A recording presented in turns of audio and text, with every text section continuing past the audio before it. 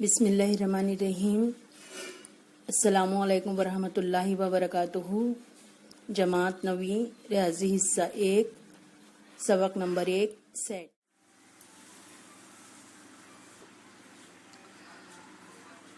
सबक number 1 set. इसमें आइए ज़रा याद करें में देखिए, ज़ैल में कुछ तस्वीर दी गई हैं। इनमें हमारी मुतारिफ चीज़ों का ग्रोह है। जैसे ये आदात का ग्रोह है तो यहाँ पर सिर्फ आदात लिखे हुए हैं 1 से 12 तक। आप कितनी भी आदात आगे बढ़ा सकते हैं, इस का मतलब है। ब्याजों का गट्ठा, यहाँ पे कॉपियाँ हैं। परिंदों का झुंड, चाबियों का गुच्छा, फूलों का गुलदस्ता।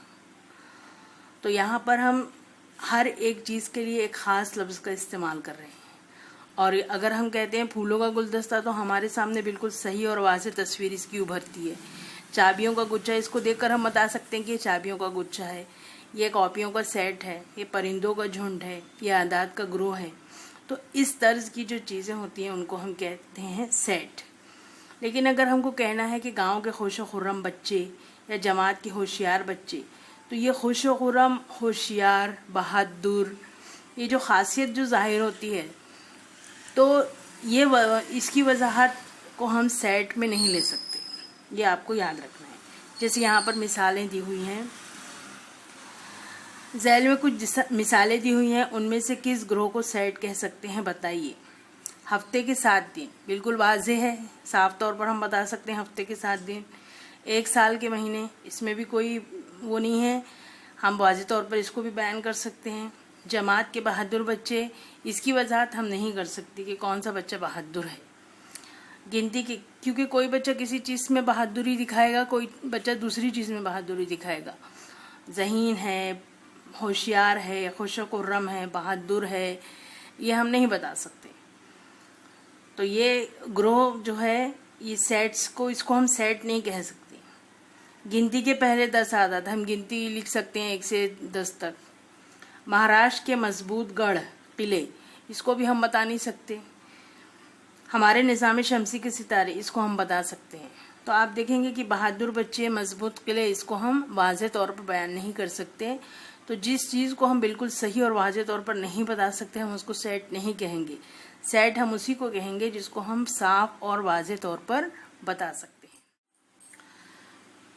तो ये सेट, इसकी तारीफ है, जिस ग्रोह के अरकान बिल्कुल सही और वाज़ेह तौर पर बताए जा सकते हैं उन ग्रोहों को सेट कहते हैं। सेट का नाम देने के लिए आमतौर पर कैपिटल A, B, C से Z तक में किसी भी अंग्रेजी हरूफ तहज्जी की पहली लिपि के हरूफ इस्तेमाल कर सकते हैं। सेट के अरकान दिखाने के लिए स्मॉल ABCD यानी दूसरी लिपि के हरूफ इस्तेमाल कर सकते हैं। A, ये सेट A का रुकन है, इसे A ये अलामत और ये लिखते हैं, यानी रुकन A, सेट A का रुकन है, इसको हम इस अलामत से जाहिर करते हैं। रुकन A सेट A का रुकन नहीं है, इसे बताने के लिए इस अलामत का इस्तेमाल करते हैं। तो ये आपको कुछ बातें याद रखनी है। जब आपको पता है कि ये सेट है तो हम सेट को अंग्रेजी हरूफ तहज्जी की पहली लिपि से जाहिर करते हैं। जैसे यहाँ पर हमने A लिखी, उसके बाद ये बराबर की अलामत लिखते हैं और ये बनाते हैं मेहराबी कौस। और यहाँ पर हम जो भी हमको यहाँ लिखना है अरकान को, इस तरह से लिखते हैं और इसके दरमियान में कौमा लगाते जाते हैं और यहाँ पर इस तरह से इसको बंद कर देते हैं। तो ये है सेट लिखने का तरीका।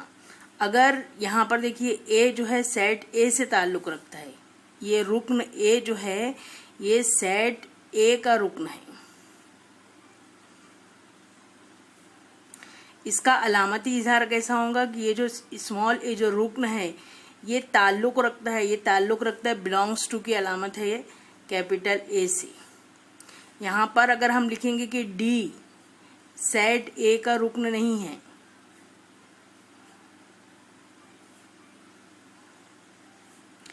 तो हम उसको किस तरह से लिखेंगे, A ये बिलोंग्स टू की जो अलामत है इसको लिखेंगे और इस पर इस तरह से लकीर बना देंगे। इसका मतलब does not belongs to capital, sorry यहाँ D लिखेंगे। D जो है वो A का रुकन नहीं है, तो ये इसका है अलामती इजहार। तबई आदाद के सेट को हम कैपिटल एन से जाहिर करते हैं, तो हम इसको इस तरह से कैपिटल एन बराबर ये मेहराब कौस 1 2 3 डैश, अब डैश डैश डैश, यहाँ पर ब्रैकेट क्लोज, ये तबई आदाद का सेट है, इसको हम इस तरह से लिखते हैं। मुकम्मल आदाद के सेट को हम इस तरह से लिखेंगे, सही आदाद के सेट को इस तरह से लिखेंगे। यहाँ देखिए capital N, capital W, capital I, क्यू ये तमाम नातिक आदाद का सेट है, आर ये हकीकी आदाद का सेट है।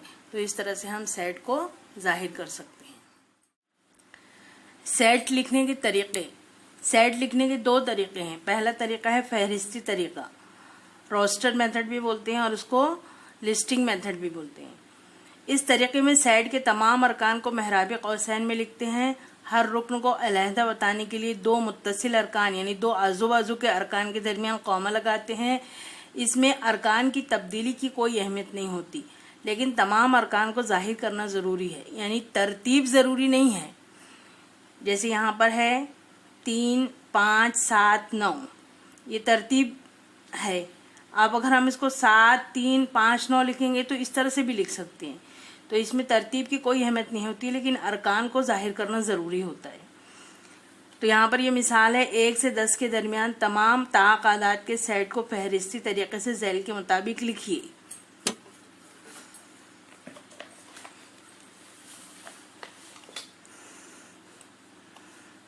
एक 2 3 4 5 6 7 8 9 10, ये हमारे अरकान है। अब इसमें ताक अदद कौन सा है?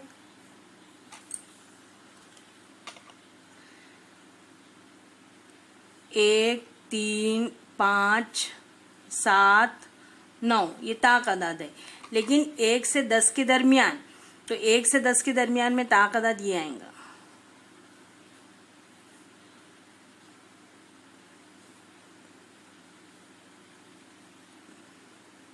3, 5, 7, 9। तो इस तरह से हम ताक आदाद लिख सकते हैं।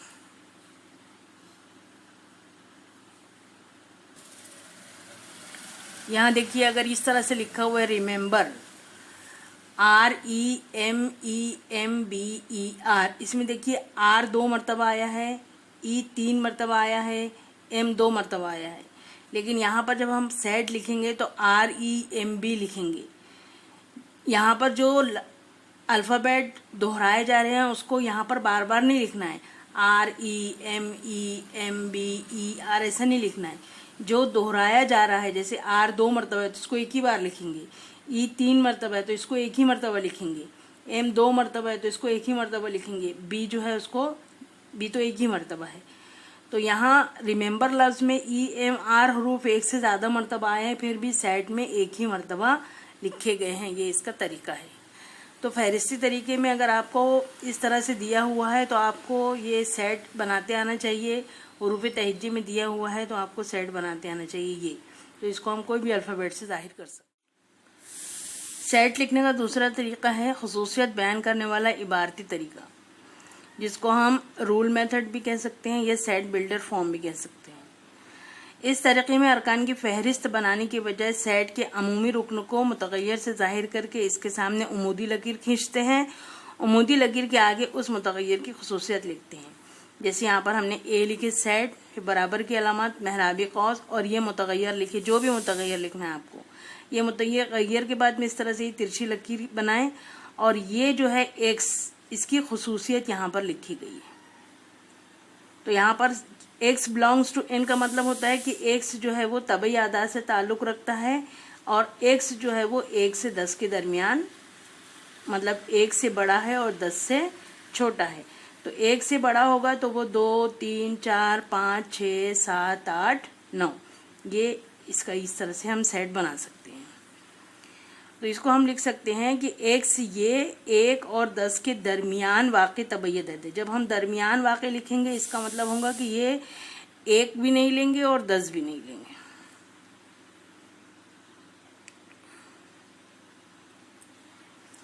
दूसरी मिसाल है बी। इसको हम फहरिस्ती तरीके से लिख रहे हैं, बराबर के बाद में मेहराबी कौस और ये मुतगय्यर और फिर ये तिरछी लकीर। अब इसकी खुसूसियत ये है, क्या है कि x जो है ये 1 और 10 के दरमियान मुफरद अदद है। तो हम मुफरद अदद को पहले देखेंगे, 1 और 10 के दरमियान मुफरद अदद कौन से हैं, फिर इनको ये फहरिस्ती तरीके से हम इस तरह से जाहिर कर सकते हैं। Q ये नातिक अदाद का सेट है, इसे खुसूसियत वाले इबारती तरीके से झैल के मुताबिक लिखेंगे। यहाँ लिखेंगे ये Q, ये P/Q ये मुतगय्यर में लिखिए। इसकी खुसूसियत ये है, P/Q ये कहलाता है नातिक अदाद का सेट। PQ क्या है, ये सही अदा से ताल्लुक़ रखता है और उसमें Q सिफर नहीं होता है। तो यहाँ पर जो हमने मुतगय्यर जाहिर करे P/Q, तो इसकी यहाँ पर हमने वजाहत की। इसे पढ़ेंगे कि P/Q सूरत में ऐसे आदाद हैं कि P कोई सही अदद है और Q कोई गैर सिफर अदद है। P सही अदद है और Q जो है वो गैर सिफर अदद। यहाँ पर हल करने का तरीक़ा समझाया गया है, फहरिस्ती तरीक़ा और खुसूसियत वाला इबारती तरीक़ा। यहाँ पर फहरिस्ती तरीक़े में A बराबर DIVSON ये हुरूफ तहज्जी लिखे हुए हैं। अब आपको इसको जब खुसूसियत वाले इबारती तरीक़े में लिखना है तो आप यहाँ पर लिखेंगे, ये जो नाम है A का A लिखेंगे बराबर महराबी कौस। अब यहाँ पर कोई भी एक मुतगय्यर लेंगे, तो यहाँ पर X लिया है, फिर ये तिरछी लकीर बनाएंगे और फिर X के बारे में बताएंगे कि ये X यहाँ पर ये जो है ये क्या है। तो X क्या है, ये डिवीज़न लफ्ज़ का हुरूफ है। यहाँ पर जो DIVISION जो डिवीज़न की जो स्पेलिंग है, तो उसमें I 3 मरतबा आया है, लेकिन हम 3 मरतबा नहीं लिखते। जब फहरिस्ती तरीक़ा लिखते हैं तो हुरूफ तहज्जी लिखते हैं, लेकिन तादाद जितनी है उतनी नहीं लिखती। यहाँ 3 मरतबा आया तो यहाँ 1 ही मरतबा आएगा, तो D लिखे, फिर I लिखे, फिर V लिखे, फिर I आ गया तो इसको छोड़ दिए, फिर S लिखे, फिर I आ गया तो इसको छोड़ दिए, फिर O लिखे, फिर N लिखे। तो इस तरह से हम यहाँ पर डिवीज़न का सेट लिखे। यहाँ पर B बराबर Y इस तरह से कि Y की क़ुव्वत 2 बराबर 9, यानी Y ये एक ऐसा अदद है कि Y की क़ुव्वत 2 बराबर 9। तो Y की क़ुव्वत 2 बराबर 9, तो जब हम Y बराबर लेंगे तो ये 9 का जज़रुल मुरब्बा लेंगे। तो 9 का जज़रुल Y की क़ुव्वत 2, ये 9 का जज़रुल मुरब्बा कितना होगा, -3 भी होगा, मस्बत 3 भी होगा, क्योंकि -3 का मुरब्बा भी 9 होता है और 3 का मुरब्बा भी 9 होता है।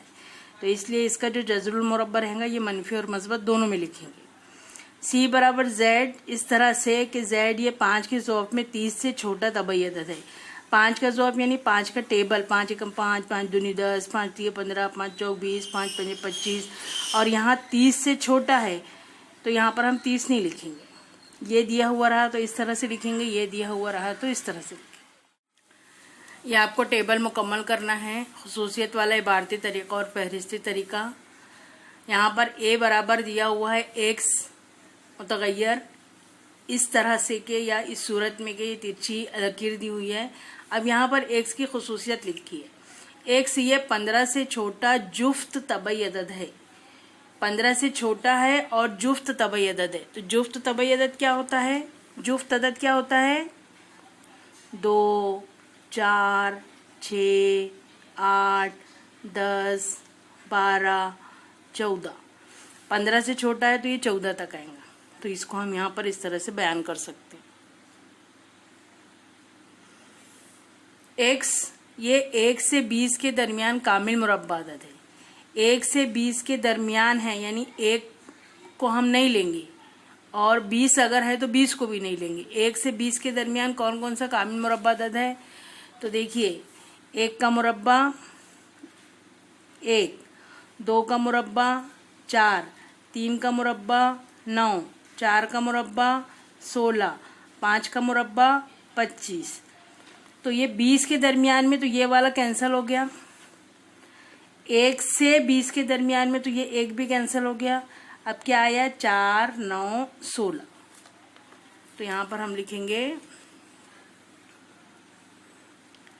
4, 9, 16। यहाँ पर है C बराबर AEIOU। ये क्या है, ये अंग्रेजी के हुर्फ़े इल्लत है। तो हम यहाँ पर लिखेंगे C बराबर M लिख दीजिए इस तरह से कि M यहाँ पर कॉमा डाले, अंग्रेजी के हुरूफ़े इल्लत है। वॉवेल्स जिसको बोलते हैं। यहाँ पर दिया है वाय, ये एक कौसे कज़ा का एक रंग है। तो कौसे कज़ा के 7 रंग होते हैं, तो यहाँ पर आपको 7 नाम लिखना है। तो अब ये इसमें नहीं आएगा, तो यहाँ तक आप ला सकते हैं। पहला क्या होता है? जामनी, नीला, आसमानी, हरा, पीला, नारंगी और सुर्ख, जिसको हम विप ग्योर से भी याद रखते हैं। Violet, indigo, blue, green, yellow, orange, red. एक्स ये सही अदद है इस तरह के -3 छोटा है। ये एक्स -3 और 3 के दरमियान में एक्स वाक़ है, तो -3 और 3 के दरमियान में है, यानी 3 और -3 को नहीं लेना है। तो ये मस्बत और मनफी अलामत जो होती है, तो ये हमारा सही अदद पे होता है 0, 1, 2, 3, -1, -2, -3। तो यहाँ पर ये बोल रहा है -3 और 3 के दरमियान में, यानी हम -3 भी नहीं लेंगे और 3 भी नहीं लेंगे। तो अब हमारे पास में -2, -1, 0, 1, 2। तो यहाँ पर लिखेंगे P बराबर -2, -1, 0, 1, 2। यहाँ पर m बराबर 1, 8, 27, 64, 125 ये दिया हुआ है। तो 1 क्या है? 1 का मकब, 2 का मकब, 3 का मकब, 4 का मकब, 5 का मकब। मकब यानी कुव्वत 3। तो यहाँ पर हम x इस तरह से कि x बराबर है n की कुव्वत 3। अब ये n क्या है? कोई भी नंबर है। कौन सा नंबर है?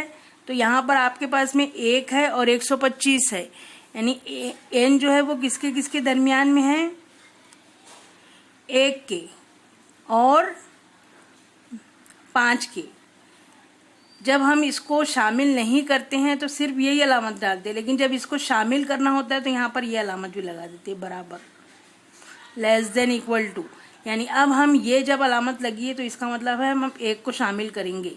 अगर ये अलामत नहीं होती बराबर वाली तो हम 1 को शामिल नहीं करते। यहाँ पे हमको 1 को शामिल करना है, 125 को भी शामिल करना है। तो ये 1 और 5, 1 भी आएगा और 5 भी आएगा, 1 से 5 तक। तो इस तरह से इसको हम लिखते हैं। ये एक्टिविटी 1 है आपकी। इसको आपको लिखना है। फहरिस्ती तरीका है, खुसूसियत वाला इबारती तरीका है, लिखना भी और इसकी प्रैक्टिस भी करना है। यहाँ पर देखिए सीरियल नंबर 1, 2 यहाँ से शुरू हुआ है, या आप इसको नोट कर लीजिए।